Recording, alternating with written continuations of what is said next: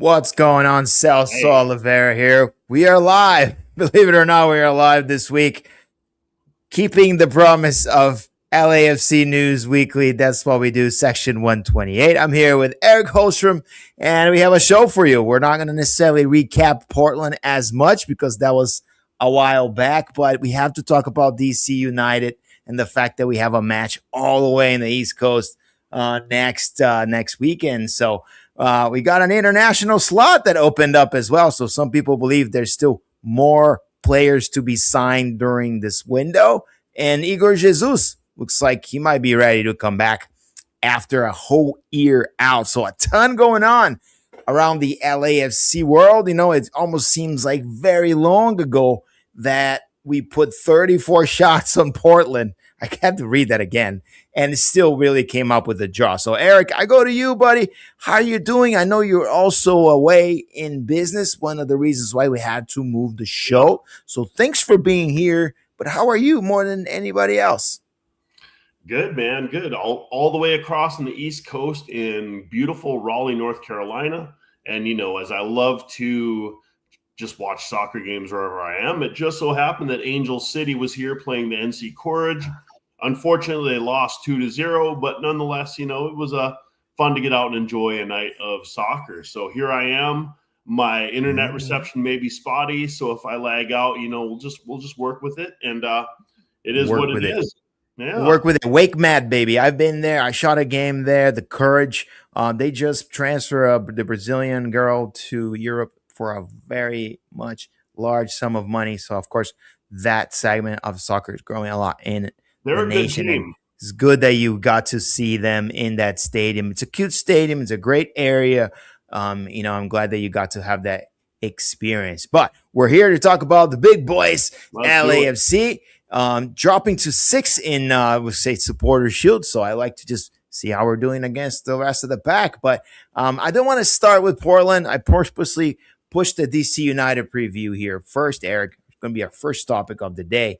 And of course, the game this Saturday at 4:30 Pacific. So we don't have to play that much early of a window, which I like at Audi Field. But let's just hear from you. What do you hear about this game? What are your kind of like first impressions of LAFC having to travel all the way to the East Coast and play an opponent that we don't necessarily get to do it all the time? No, that's true. DC is one of the original MLS teams, and if I'm not mistaken, I think they actually do play in the nation's capital as well. I think the stadium's there, or maybe it's Yes, Washington D.C. Yeah, well, Audi Field in beautiful Washington D.C. yeah. They tend to play a 4-4-2. Of course, they right now have one of my favorite LAFC players of all time, Nathan Ordaz, playing. So, what kind of revenge game is it for him? I'm pretty vocal the last couple of weeks that of all the guys we moved on from, he would be really helpful in the lineup right now. I think it's a mistake getting rid of a guy like that. But it's done. It's done. It's gone. He's got his chance to show us what we Yeah. missed. So, love that kid. I love can never I trade love him. the interleague transfers, no matter what, Eric. So I have to talk about that because that's a topic, of course, of this game. Yes, we let him go, but I think for this league to pop, we really have to have more of these transfers happen. That's the one very American thing that we do here that doesn't translate into our league. And now we're starting to see more of these deals with Pirani coming to San Diego, a player that I really wish we'd have gotten. So we're starting to see things come together in the league, right? And of course, we got a lot of money for him, and it's worth something. You know how that stuff works. But just to keep quick scouting, they're 11th in the East, -8 goal differentials. It's not a team that has been doing well at all. Still trying to find their identity. Still hasn't been good. Hasn't been good for a long time. So, is this a team that scares you in any way? Only in the fact that road games are always more difficult.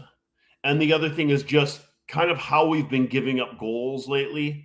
LAFC seems to give away a lot of very cheap goals and just sloppy, undisciplined goals. It's not like we've been beaten by like a glorious play from somebody. We just kind of like kick ourselves right in the balls and let them score. So Mm. yeah, a lot of nut kicking going on for us. The nut kicking, it tells me it's mental, right? So hopefully we can kind of like overcome that and show our best football, show that we can compete and stay at the top of the West. It's very But important that we stay at the top of the West. That's all we're playing for now. It's not necessarily to get into the playoffs. It's to have playoff games at home and not necessarily have to travel everywhere and not end up in a place like Vancouver, right? Which guess what? We're not gonna win there. We just seem to have a problem there. And we saw it this year again with the tie after the World Cup started. We haven't won since the World Cup that started in Major League Soccer. Go ahead, Eric. yeah, and I think this is where it gets tricky, because if you really look at the table, a lot of teams, like, we've played the max number of games. Most teams around us have 1 or 2 games in hand on us. So I think that 6th is realistically more like we're sitting in 8th or 10th right now. The other thing to consider is this Leagues Cup fixture that just went through. I was kind of hoping for a Chicago victory, because Chicago is going to finish ahead of us in the standings. Yeah. And if they get that there, that means a slot coming is going to fall past them and come further down the table. With no MLS teams getting any of these slots, the Supporter Shield standings, it basically could end up just being the top 3 teams that are going to go through and nobody else. And then the Cup winner and the Open Cup winner. So Open Cup, we're not in. So basically, to get qualified for Champions Cup, we're probably going to need to finish in the top 3 or 4 of the Supporter Shield, or win the MLS Cup. One of those 2 things. So to me, I think this is looking a lot like 2021 as far as getting into the continental competition, which would be, I think we have the highest likelihood that we're going to miss it next season, and we've only missed 2 in our entire history. Yeah, man. Look, a lot of questions coming in about, I had a small emergency. First off, thank you so much for everybody. I'm good. My kid's good. We're back here. Is Ordaz starting? We don't know. I don't think he is. I think that if the coach is smart, he's going to let him come in the second half, still finding his space more than anything else. And we'll see. We'll see. The chat's alive. Thank you again, everybody that's just tuning in. I really appreciate you guys tuning in. But it's all about Denis Bouanga and Son. Right now, if you look at the line and if you're better, even money. It's even money right now, which means we're favorites because we're on the road, because there's always a little bit of push for that, right? So we're favorites going into this game, and it's all because we have the most prolific attacking duo in this league in Son and Bouanga. And if these guys are clicking and they can translate these shots that they've had, 67 for Denis Bouanga so far this season, team high 38 chances created for Son. So they're leading this attack, but if they can't translate this output into goal, which was what happens in Portland, and we'll make a nice segue into that, we see what happens, and we can't do anything if those guys are not scoring. And that's still a problem for me that I see with this roster, which is pretty much A, B, and that's it. Everything else is outside of the box shots, which they're low probability scoring shots, Eric. So let's go to Portland, because we didn't talk about that. Well, before unless we you have do, anything else on BC. There was one more thing, which is I wanted to look at DC's form. Their recent performance. Oh, yeah, they're not good. 11th in the East, minus 8 differential. They lost 3-1 in Charlotte. That was their last match. Before that, they lost 3-0 to New England at home. They drew Montreal 1-1 in Montreal, which is the worst team in the league. Nashville, they tied 2-2, which, that's not a bad result for them, but I believe that's a sloppy game, which is what I'm afraid of. We'll talk about that. Yeah, and I believe it was in the middle of all the Leagues Cup stuff as well. So Nashville had a lot going on. And then previous to that was beating Toronto 2-1 back in July. So yeah, it doesn't look like much. It's a team that doesn't look like it can't do anything, but now it's getting an LAFC team that has some issues, has some holes, travels. We have all these statistical, I would say, pressure against LAFC. You got to travel, you have time zones, you got the fact that you don't play one another, you got the fact that you're playing at their house, not ours, you got the fact that you don't have as much scouting as you usually do on a team like Portland or SKC for that matter, right? There's all these tiny little wrinkles that come into play when you're playing an East Coast team that you don't have with West. That's very unique of our league. It's kind of cool. Yeah. And I think ultimately at the end of the day, this matchup is 2 teams with kind of low confidence coming into it. And I really think this game is basically going to be like which team beats themselves more than the other one. So let's hold off on the predictions. We'll do that at the end as usual. Yeah. Please stay with us. We don't want to lose you, but now let's go to Portland. I do want to backtrack a little bit because the rest of the segments are going to be basically talking Portland briefly. It's been a while, right? So we'll talk about that for about 5 minutes. And then we go to roster moves because Vasquez is coming in and now we have an open slot and people are saying, hey, another hat is dropping in and we don't know who it is and what's going to happen. So those are the things that are still to come. Please stay with us. Portland. Now, 1-1 draw. Snapped a 2-game losing streak. So we have to say that. But that was at home against a team that we can say wasn't very good. And we talked about that, especially playing away. LAFC set a club record, Eric. I had to look this up. I'm like, 35 shots? 34 shots, 21 in the first half. That's from LAFC.com's official recap of the game, buddy. So let's talk about the form. The fact that LAFC had that much offensive volume, it did not translate even in shots on goal, right? Which, essentially is how you score. You can shoot as much as you want, but if you can't shoot it on goal even, that's a problem. So let's talk about that. Shot selection, what's going on there? How do we get to that number? I think it's one shot every 3 minutes. I just made the crazy math in my mind. Sorry. Yeah, there's two things. One, I think we're looking at a team with very low confidence right now and guys that don't have that belief that when they hit the ball, it's going in the back of the net. So that's number one. We talk all the time. You hear about the mentality that a striker has to have, and they have to shake things off and put it in. But it's just been such a long kind of slog, and things haven't been going right long enough. So it starts to creep into your mind that, is it ever going to go right for me again? And so I think that's what we're seeing. We are seeing just poorly taken shots, poor decisions on when the shot should go.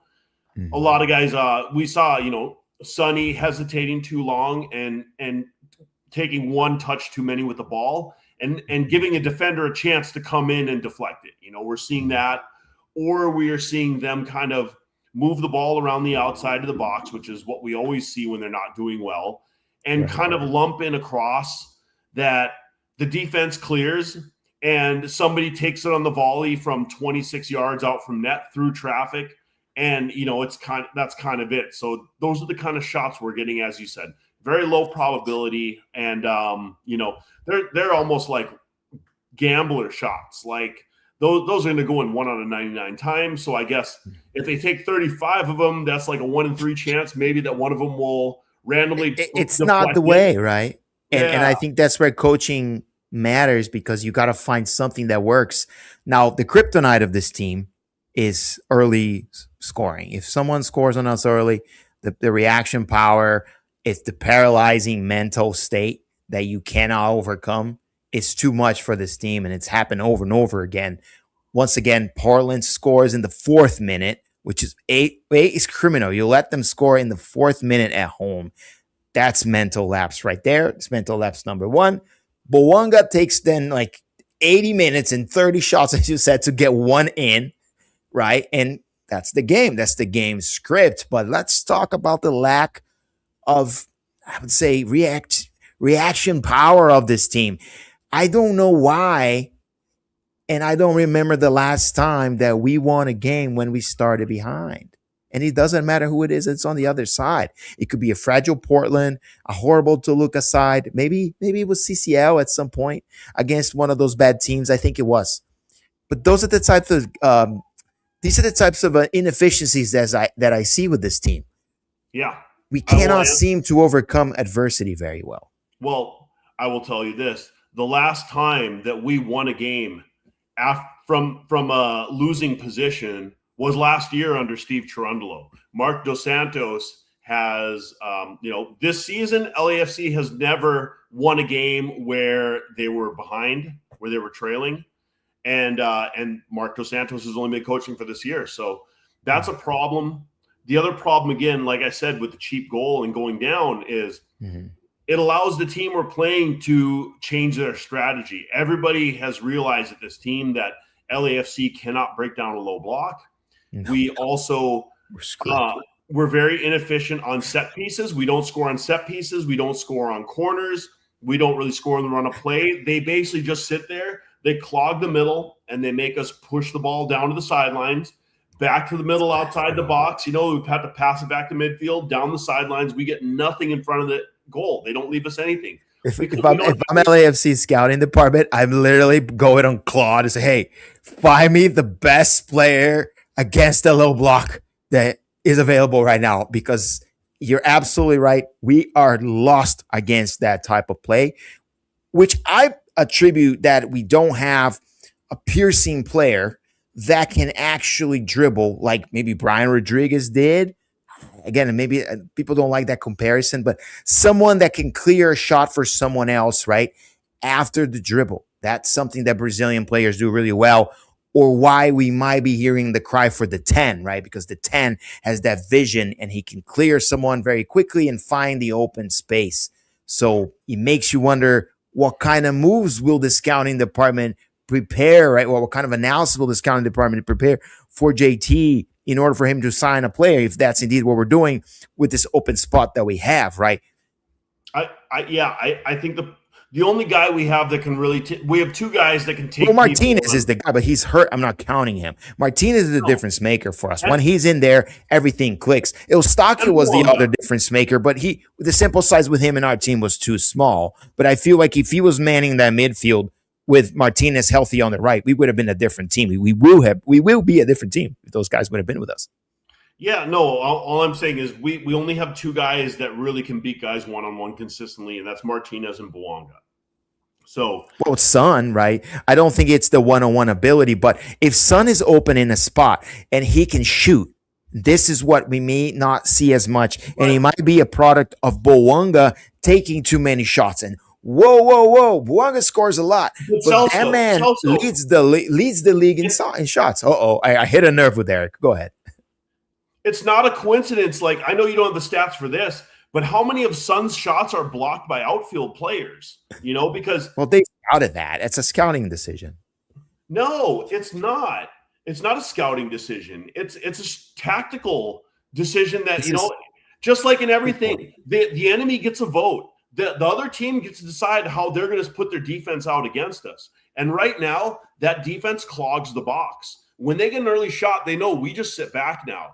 Mm-hmm. If they're going to shoot outside the box, they're going to have to shoot through four different of our defenders and the goalkeeper. Like, there's just no angle in there. Now, how do you said earlier, how do you break down a low block?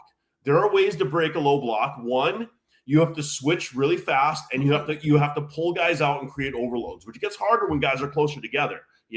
We'd see Martinez would kind of do it when he would beat a guy and then dribble basically out to the halfway point and then suck people in, and then he would go over the top to Denny Bouanga. Like, that would work. The other way that teams do this is they cross it from the fullbacks to a target 9 who can just out-physical 2 defenders. Now, Son cannot out-physical 2 defenders. And when the box is clogged that much, they take away the passing lanes. And I think even if we had a 10, unless it was an absolutely ridiculous 10 that we cannot afford, like, where are the passing lanes even there to get it to Son inside the box? Because a 10 would just add to the clog to begin with. Exactly. It wouldn't even fit the model. We're dealing with the clog, and we need a plunger to come in and suck that clog out of there. Well, we don't have a plunger. So what I remember 2 things from like when we won the title. One was how well we played off the back and how fast and how efficient our fullbacks were in distributing the ball to begin with. We're not as good as that right now. Before I move into that, though, there was a point that I wanted to bring in early, which has to do with how Son played this last game, the Portland game, because you called it that Tillman may be the guy, right, that comes in and becomes that right winger, and Son becoming sort of the false 9. That's what I read off this game. Tillman was tucked inside, and Son played the false 9. What did you think of that? Because the Santos explained that. He basically said, he's like, we're not trying to isolate Sonny against the packed defense. That's not what we're trying to do. I don't know if you caught his explanation after the Portland game, right? But he said things like, if we win the game 4-1, it could have been a fair result. He felt like the team did enough to win, and it was just not our day, guys, right? Like, if we show up like that in every game, we're going to win a lot of games. So coach said, hey, guys, great job. just wasn't your day. That's the message that he sent with this team, how he started them. So, a lot there. First off, how would you grade his starting lineup? What did you see with the wrinkle that you called out? I thought that was basically our best 11. That's what I called. Yeah. No, I have no problems with that starting lineup. I agree with you. I would have rather seen Tillman there than Schaffelberg or Boyd. It made way more sense, even if it means with Eddie at the 6, And as far as his comment, like, that's kind of just coach saying coach stuff that you have to. It made me think of Bob Bradley when we were in that last losing streak, and he was just like, we didn't get it because our passes weren't crisp enough, and our players, they just, the touches weren't sharp enough. It was always the passes weren't crisp enough and the touches weren't sharp enough. But otherwise, I thought we played a great game. Again, like I said earlier, you got to try to keep the doubt out of the player's mind. So, of course, he's going to come out there and say, hey, it was nothing our boys did. They just got unlucky. They just need to keep doing the same thing until it works, And as a coach, like, this is what he should be saying, even if we kind of say, hey, that's kind of full of shit right now. But he's supposed to say that. Like, he's not supposed to say, hey, yeah, these guys fucking suck, But anyways, getting back from that rant. He's not. He should be. I like Tillman in there because what Tillman is very good at is off the ball pressing and creating a turnover, which can lead to a transition chance. Transition chances are really the only kind of chances we get. But of course, when Portland goes up 1-0, they're now going to limit the number of transition chances that they're going to let us try to take from them. And so that's why when we fall behind, because our only goal still is the transition chance. And if a team basically stays so compact that if they give up the ball, they don't allow a transition opportunity, we kind of get back into this like possession quagmire where we just pass it around the outside and we can't really get any kind of chance at anything. Dude, I must say this. I think the Korean media is starting to become frustrated with Son and his role at LAFC. If you look at the coverage of him, right? And they want to go somewhere else, don't they? Yes, and I think that LAFC may be getting a bad reputation that we're a place where people either pop or they don't, and then he's not popping, right? There's no comparisons made yet, but it's clear that there's frustration from the outside world that he's not doing as well as he should do. One statistic, very interesting, is that over the last 6 games in Major League Soccer, no goals. Even though we had all those shots over the span of the last 6 games, I believe he only had 9 shots, and that could be shots on goal. I have to just double check that stat. But the point is, he's not scoring because he's not shooting as much because he's completely blocked. The coach is publicly saying and defending him, saying, yo, we're redesigning the attack around him. We're putting him as the false 9. He's talking fatigue. He's basically sitting him out when he need. You know what I mean? Like, he's basically saying, look, it's not decline here, right? It's not decline. It's just we're doing everything we can, right? Is he? But what I'm saying, like, first off, should I be worried, right? This guy is phenomenal in all he does. His attitude is great, right? He's been a prolific scorer in EPL. What's going on? Like, where is the disconnect? Is it that the Nibuanga demands that much shooting that takes the opportunities away? We have another guy next to him that is a scoring machine.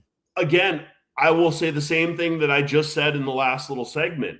The other teams are putting so many people in the box in front of us when we get anywhere near there. And Son is the central point of attack, which means that he's basically always surrounded by defenders, like so much so that like it's not even an option to pass it to him. And since he's the only guy there, there's no midfielders making run in there. There's nobody crashing the box, Nobody crashes the box. So it's just him, which means the passing options now become behind you over here, and that's it. I think basically the big problem with MDS is his entire center backs have to play as fullbacks concept. He has to get the fuck out of this defensive shit. He needs more attackers on the field, 100%, and he needs guys who can play more possession. And a lot of these transition guys on the roster, we're not getting transition opportunities. We're not going to get these opportunities. Like, Now, the players who we have to come in who play different roles are not as skilled as our transition guys, as Tillman. Tillman's not making a penetrating pass. Tillman is also not doing progressive carries. So what good is he when we're down a goal? Absolutely none. Yeah. So he's also a terrible shooter, right? So if you put him in a position that he's being asked to score, as Martinez have scored from that position so many times, you kind of see the loss in production that we have. We still haven't found that goddamn right wing to contribute some scoring when the other two are not in. And that's it. If we had our top three scoring and we called the three-headed monster, I don't know. Figure it out, man. Put the third guy in there, whoever it is. I don't know why it's so hard. I hope it's a goddamn right wing. At this point, put someone else. It ain't. It cannot be. The answer cannot be Tyler Boyd, man. They cannot be Tyler Boyd. Let's move on to roster moves after your last comment. Yeah. No, I mean, what I think this team really needs right now is something they cannot do, which is a formation change. I think we need to go to 3 center backs, and those fullbacks need to turn into wing backs. I'm talking like, well, I guess we can, we can. Yeah. You got Schaffelberg that could play that position. On the left, on the fucking left-hand side. He cannot play in the right. You have Eddie Segura probably gained 10 pounds since he played right back, but he could probably play that position as well. He's not terrible. Wait. No. The right wing back, you put Raposo, because Raposo can also cross. I don't know, man. Look, here's the thing. I'm Raposo'd out. I don't know. I'm fucked now. Also, Raposo, before he was LAFC, he was a fucking right winger. And I don't care what he is. He's awful. He exposed our defense all the time, and his defense is a suspect. I am Jude in. You know what? Easy. I am with you, boss. Just find Jude Terry's a place. It seems like we're coddling like the Jude Terry situation too much. Let this man get minutes. It's like the Calvin Sullivan thing. Go ahead.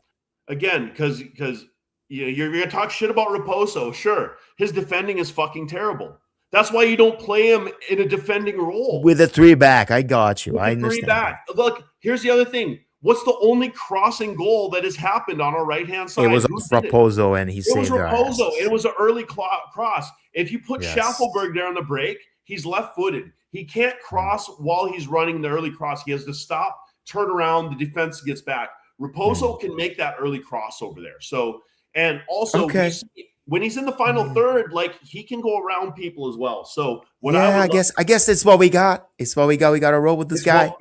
This will create wide threats that the defense will have to spread out to meet. They'll have to close down our crossers if they start being effective with it. But our crossing is so bad that the defense doesn't even bother to go down there and close them out. They just stay clogging the middle. Yeah, and then once we start crossing, it's just going to be a frustrating game. I don't even want to watch it, and it's awful because, again, it has to be 1-2s through the middle, and we're not agile enough. We don't have enough, dribbling skills to clear guys in order to create those 1-2s. So here we are. We're having a tough time with this stuff. The last pass is not good. So that's not the point.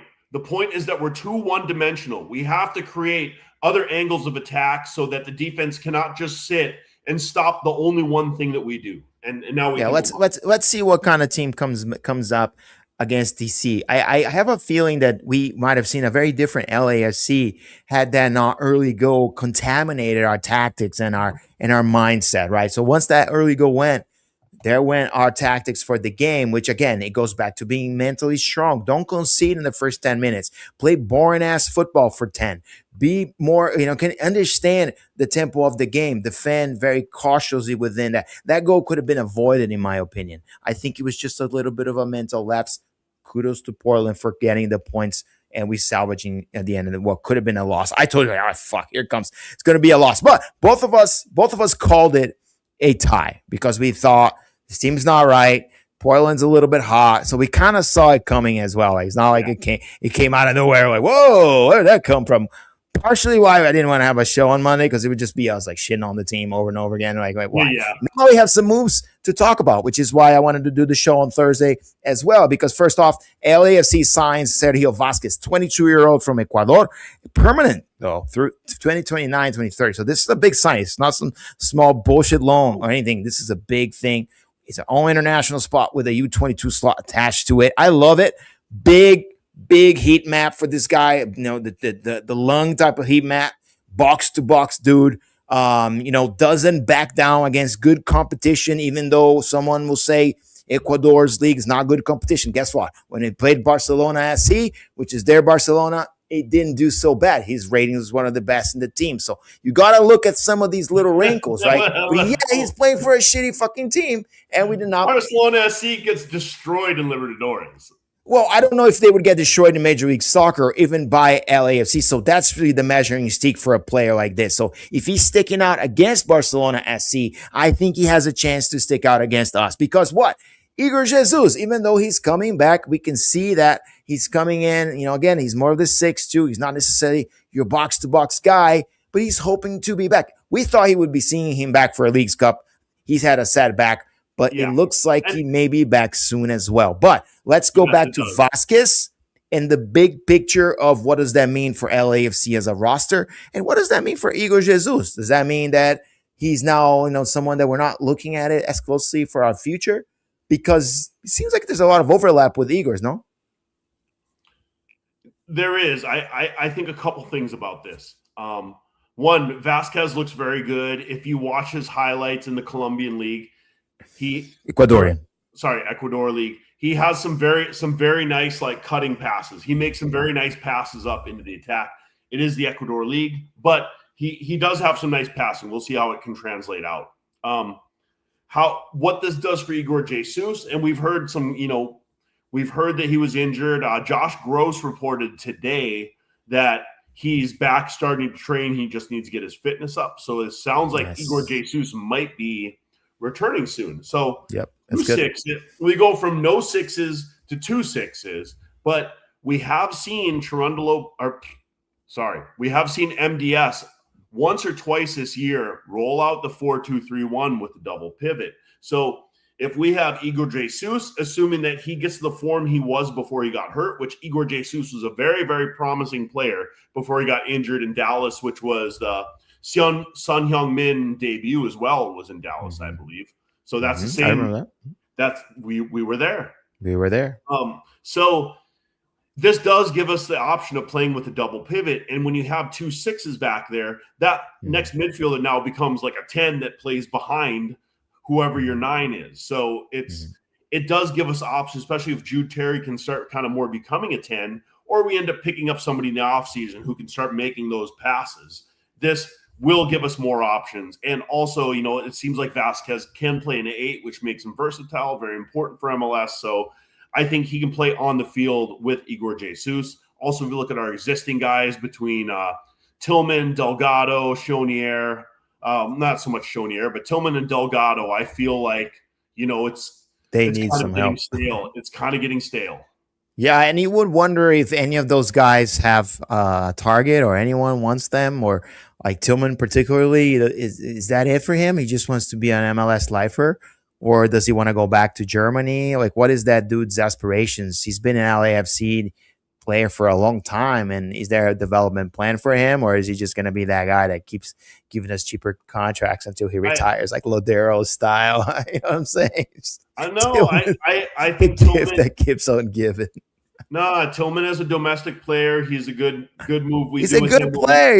He plays his contract well, right? It's hard to shit on him. No, he's gonna get the Kellen Acosta treatment, or the Well, Kellen was or the Steven Gaynor, and then he ended up in Chicago in a bad situation. So good luck to him. You know what I mean? I proposed some crazy trades where we would send him out and get some stuff back. No, we ended up doing that with Nate the Great, which I'm like, oh my God, what did we do? But I get it. It's positional.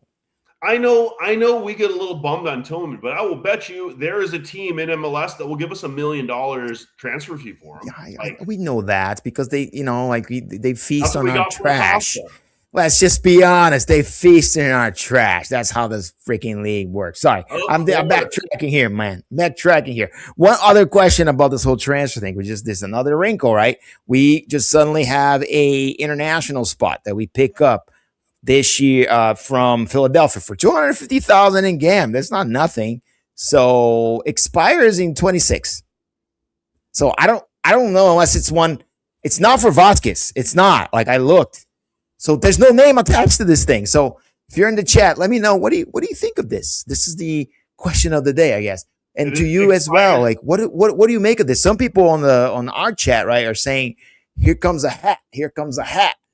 And I'm like, yeah, well, it makes sense. They just freaking loaded up on an international spot for GAM, which we could have rolled it into next year. So we're not rolling. We're actually saying, fuck it, let's go, right? I think if there's a hat, it's probably another U22. I think that would be a Boudry redo. It's about That's what you think it is. That's about the only slot that we can fill right now because of the GAM situation and all that. It's like it's got to be an exempt role, so it's got to be a U22, which, as we see, very rarely are U22s ready to go on day one. They're always development projects because that's what that slot is built for, is to get really good prospects that just need a little bit more to come in here. And a lot of times they take a year to really get their feet. There's exceptions to the rule, of course, and there's ones that go the other way and they never acclimate to the league. It's kind of that's what that's built for. But we very well could see that come in, and I'll be happy to see another player show up in black and gold for sure. Well, we need that. That's how you win in this tournament. We're not playing for much, as you said. Going to be hard getting into CCL this year. We're not going to just have that spot given to us like it happened last time. It's not going to happen. We're going to have to play our way through, at the very least, MLS Cup in order to get there. I think the semis this time will not be enough for this team unless they go on a media run. Yeah, and as an international slot only towards the end of the year, my first thought is, what LAFC players have been with us long enough that they should be green card eligible? And I have a feeling it might be Igor Jesus, because you've been through the green card process. Fast tracking that shit. I've been through the green card process with my wife. I know. And from when you get here and start working to get your first green card takes between 2 and 2.5 years. Yeah, it was 24. And that's probably about how long he's been there. So if they're betting that Igor Jesus can get his 2-year green card before the end of the year, that's the international slot. All of a sudden his slot now becomes available for us again. So I don't know, man. So two things in that, and I'm not saying it cannot happen. That's not it. But I think first off, how's this kid's mindset? Is he ready to play MLS still? Does he want to stay here, or does he want to reset somewhere else? Sometimes you got to see how this kid's mind is today, coming off this massive injury. And I think that's his second, if I'm not mistaken. I think he had a big one before that. So there's someone a little bit of a damaged goods, dude.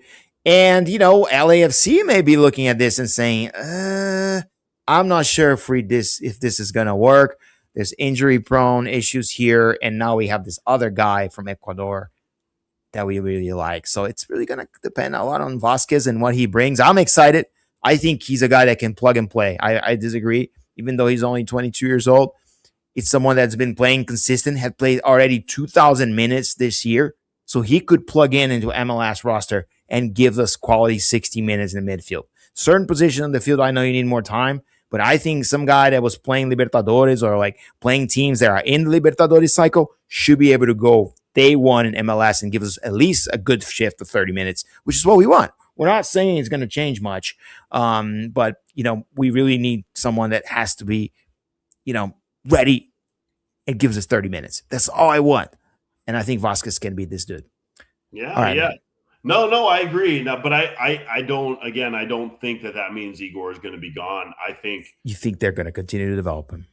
Yeah, I hope so, man. I like the kid. I got a 6, you know me. But also, like, when has LAFC ever had a guy go through an ACL and they just toss him right when he's healed? Like, it's not really what they do either. No. You had the Eustáquio situation where he gets hurt and then he's like, yeah, screw it. I'm just going to go get treated by old club. But I think beyond that, it would be unwise for us to just leave this dude to grow, right? Look, we have to show, hey, we're going to take care of you. And we're kind of good at this medical shit too, by the way, because we're in LA and we have some of the best doctors in the world. I said this last offseason with the roster rules that we were pushing for Champions Cup.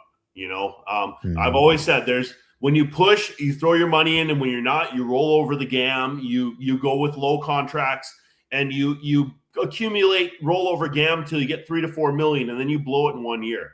Eustáquio, I don't think, looking at what they've said about how they have no GAM to sign anybody anyways. I think that $2 million of GAM, they accounted for it the first window because they pushed for Champions Cup. And that's why they can't really sign anybody right now. They have nothing extra. Eustachio as a permanent transfer, I don't think was ever a reality because they couldn't have signed a designated player anyways, even if they wanted to. Yeah, and everybody was freaking out, like, we'll never sign him as a DP, and then everybody wants Carlos Gil. I'm like, well, okay, if you don't want Eustachio as a DP, I love him too. I want Gil to come here as a DP. That's messed up to me, I think. That's just my opinion. Carlos Gil would kill it here, but... you're crazy. He's part of a franchise that only loses, and that's their best player, Eric. You got to... I dislike players that are part of losing franchises. The idea has been floated by New England, and what was reported is the amount of money New England would want for him is insane to get him, which makes him completely unrealistic. But we have money, right? That's not the problem. It's like, is it worth it? Would it move the needle for us? And I think New that England wants maybe money. That's what they want. Well, I mean, we have fuck you money. We're LA, motherfucker. We just got rid of Nate the Great for $1 million in GAM. $20 million for Gil. No, because the opportunity cost of 20 mil is exactly too much. And what I read is the amount of money we paid 20 million for. No, I don't think that's even real because we paid 20 million for Sonny. So, like, why would you want 20 million for Carl? What I read basically said that the amount of money New England would want for Carlos Gil to leave is unrealistic.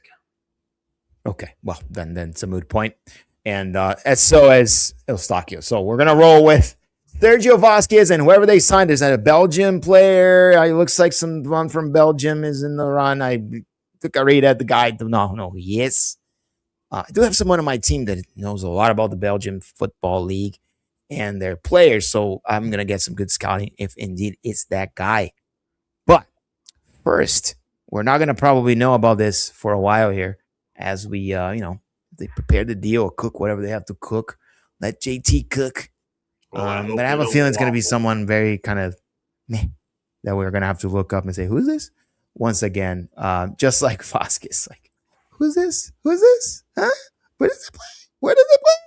So hopefully not that much of that. But all right, Eric, we need to get out of here. I wanted to go a little bit longer because, it was a crazy week and I wanted to relax a little bit. As you can see, I'm just giving myself a little bit more wide pain. But, really just spend time with the people that really watch us too. I know that this week was kind of crazy. We were not here on Monday. Apologize for that. Didn't really give very good notice. Apologize for that. And but we're here. We're here on our promise to provide you with some LAFC coverage every week. What's that? I said, I'm sorry, guys. I have to pay my bills. I have a day job. We all do. My kid had an accident in school. I had to go. I had to go and let you guys hang in the redo show for 30 minutes. So again, I appreciate it if you're here. You're a superstar. I can't really appreciate so many people showed up when we didn't even. Yeah. We always have people that show up, and that's really cool. And this is for you. This message is for you, and I appreciate it. I had people DM us and say, "Yo, where are you guys? Did you have a show and I missed it?" So even if it's one person, I'm like, "God damn it, this is so cool." I appreciate you guys doing that. I'm sitting on a freaking Costco tote. My chair is a Costco tote right now. Oh man, I mean, you have a beautiful background, so I mean, just keep rolling with it. And by the way, your connection was stellar. We had everything. We talked everything. We talked roster moves. We talked Sonny's form. We talked the fact that Portland came in here. The Pantami. We made another goalkeeper into a gigantic star. Watch us sign next year because that's what we'll do. Pantami is going to be our goalkeeper next year. Watch. What's up? We got lineup and we have score prediction for. Of course, man. You're just losing my. I'm just getting warmed up for that. Of course, we're gonna do lineups. Of course, we're gonna do the predictions because that's what we're here for. I've been designing this crazy model, right?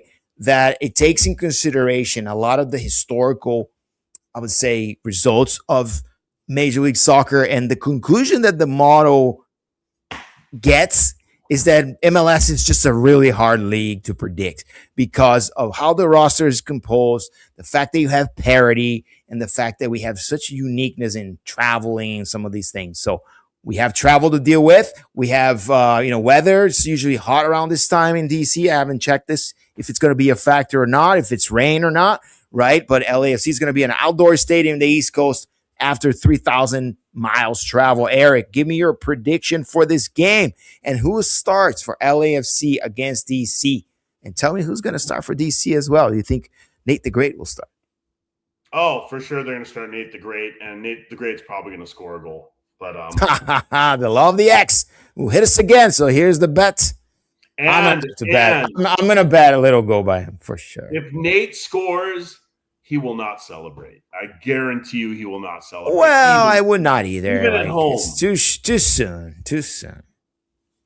That kid bleeds that you can bet on. Like you've never celebrated. I would bet on that. If there's a prop bet that if Nathan Ordaz scores, will he celebrate? I would. But that would be a hard look. That would be this like I will stop, and everybody's gonna be hugging him and be like and then he's just gonna be stoic looking at the camera, and then like Nate the Great, and then we're all gonna be like, "Fuck!"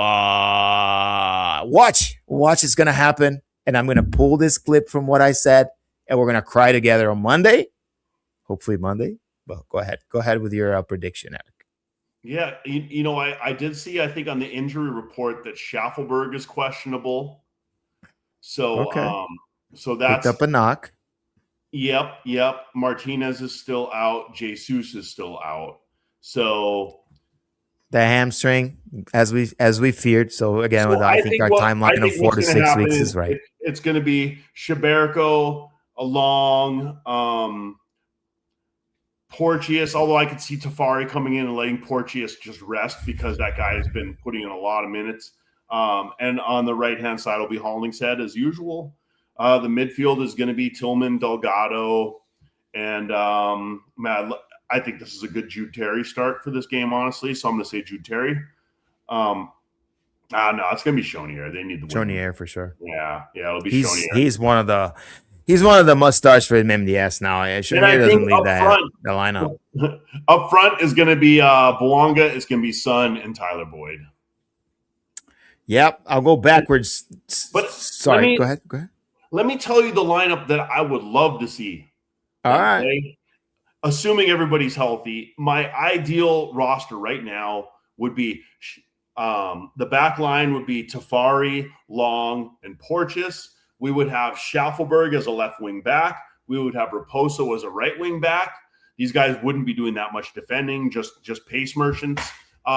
We would have a midfield of Delgado and Tillman, and then up front it would be Bouanga, Son, and Martinez, although with Martinez out, I think a Bouanga, Son, and a Bobasi would be interesting.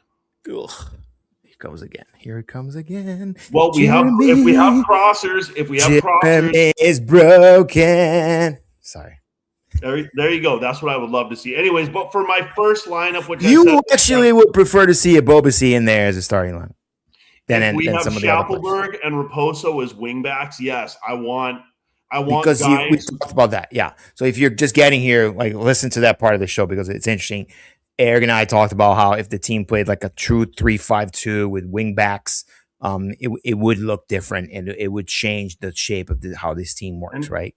Essentially, that if we can present some kind of crossing threat, that we will force the defense to stop being one-dimensional and stopping us up the middle, basically, and at the top of the box. So, but anyways, with my original lineup, I think it's going to be a struggle. I think it's going to be a 1-1. We give up a cheap goal and we catch one at the end, and it's another draw, and we're all miserable. But if it's my lineup that I love with the wingbacks, we're winning 5-0.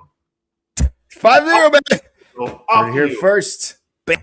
Yeah, hard for me to tell where the team's going to try to do anything different. So I think we go very close to what we saw against Portland. Because as I told you, Mark thought the team was great. And if the team played like this, they're going to win a lot of games. I think Aaron Long now is de facto starting for this team as he should, even though he can let the team concede within 4 minutes. So maybe a rotation, maybe not. Tafari being dropped out of that rotation would be a bit weird. So maybe that's the place where Aaron Long does not start. I don't know. Aaron Long making that much money and being just another guy bothers me. I know he's coming off of an injury, but that's challenging. That goal is more on Delgado with a cheap giveaway and Sheberko than I put on Long. Yeah. So I in midfield, I would go Delgado. Bad giveaway. Again, Trenier is going to be always a starter, and on the other side, that's tough as well. So the midfield, we're so predictable. It has to be Tillman, right? And then on the defensive side, Chaburko will be in there. Oh shit! Of course, because he's been a good addition, and I would keep him there no matter what. Up front, wait, we fucked up. You know, it's tough as well because we're out of options. Sorry, timeout. Tillman went out injured last game. He's not playing. Sorry, I think I'm having some with my audio, guys. So I cannot hear you anymore, Eric. So I want you to just give your prediction, and then I'm gonna give you mine, and then we're gonna get out of here because unfortunately I lost the audio, buddy. Really? Can you hear me now? It's not you too. I think it's a problem that I have. Oh, Tillman's injured. Okay, there you go. Yeah. So sorry about that. Yeah, I'm having a little bit of technical difficulties listening issues. So Tillman injured. Hopefully you all hear me. My midfield is actually going to be Chonier, Terry, and Delgado. Okay, sorry. Chonier, Terry, and Delgado. I hear you now. My bad. I have something happened here. Yeah, no, Tillman. Remember, Tillman went out with the hamstring, so he's not going to be playing. Oh, so is he already in the injury report? Yeah, he was on the injury report as well. I forgot. Okay, I didn't hear you talk about it earlier, so thank you for correcting that. So I appreciate it. Yeah, no, I talked about injuries. I talked about Schaffelberg, but I forgot to mention Tillman. Yeah. Okay. So Tillman being out, that's a problem, right? So that someone's gonna have to slide in that midfield, and I love it. I think it's time for Jude. Hey, Jude. He's the guy. He's the difference maker. He's the one that can score a goal from outside the box. He's the one that is asking for the ball. I want Jude Terry in there. Also, it'd be awesome for us, our own youth guy, to go in there, score a goal maybe, and then Nathan Ordaz scores the other one, and it's the 1-1 that you're describing. So that would be a dope game for me, just to see these young dudes go at it. It'd be like a future kind of mental, DC versus LAFC rivalry or whatnot. So, do I want to call this a win for LAFC? Look, I think we do better when we don't play 2 games a week. I think that is also a kryptonite for this team. And I will actually give LAFC a little bit of the benefit of the doubt because DC is just not a very good team. LAFC needs to find some form. We have a superior roster. For the most part, I think we have better coaching as well than DC United. This is a team that just does not pose much of a threat. As you saw, Nashville went in there, got sloppy. It was 2-2. So if everything goes wrong, it's a sloppy game and it's 2-2. Otherwise, the outcome that I believe, win for LAFC because we're the better team, and that's what it should happen. Even money right now, as I said. So basically 50-50 chance of that happening. So I'm going to go with the win, Eric, and I'm going to go with the 2-1 win.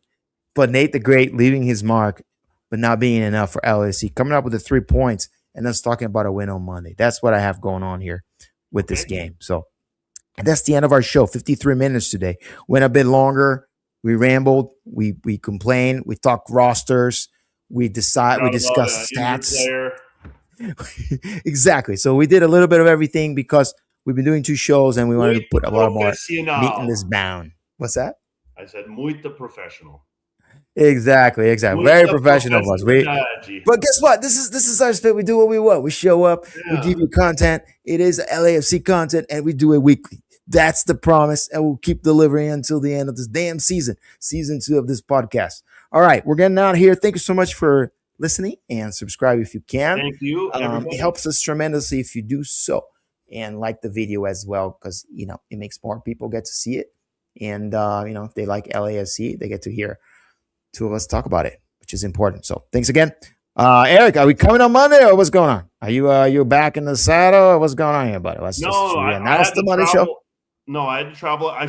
We should be good next Monday. Boom. All right. So back on the saddle. No, we should be good Monday. Yeah, back on the saddle because then the following week it's going to be Labor Day, right? So we want to make sure that that Monday is going to be accounted for. So we already know we're going to have a hole in the Monday here. So next Monday, this coming Monday is going to be a lock for us. So again, thank you so much for being here. Eric, back to work. I know you've been working hard, buddy. And go LAFC. Let's go get this dub all the way in the nation's capital.